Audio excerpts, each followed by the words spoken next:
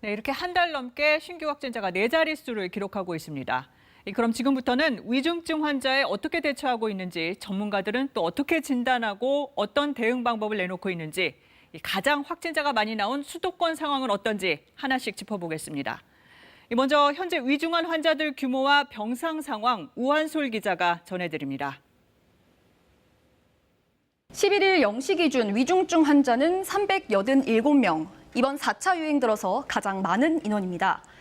4차 유행에선 경증 환자 비율이 높아서 중환자 의료 대응 부담이 비교적 적었다는 평가가 있었는데요. 하지만 4자릿수 신규 확진자가 5주 넘게 이어지면서 이 위중증 환자도 점차 누적되고 있습니다. 위중증 환자에게 필요한 의료 장비죠. 에크모는 현재 46명의 환자가 사용을 하고 있는데요.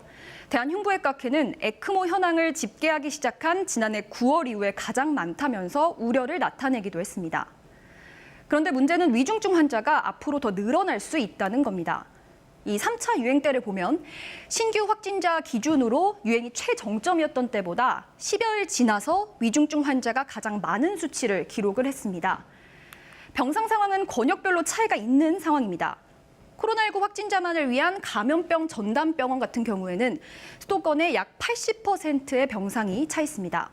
중환자 전담병상도 수도권에서 이미 71%가 사용되고 있습니다. 유행세가 길어질수록 병상 부담이 커질 수밖에 없는데요. 그렇다면 이번 유행의 최정점 언제쯤이 될까요? 감염 재생산 지수를 보면 지난달 중순에 최정점을 찍고 조금씩 줄어드는 추세이긴 합니다. 하지만 비수도권에선 숫자 2를 넘기는 지역도 있기 때문에 이게 정체 국면이라고 보기는 좀 어렵습니다. 당국은 지난달에 이 수치가 1.22 수준으로 유지되면 이달 중순에 2,300명대까지 확진자가 나올 거라고 예측했지만 1 이하인데도 2,200명을 넘겼습니다.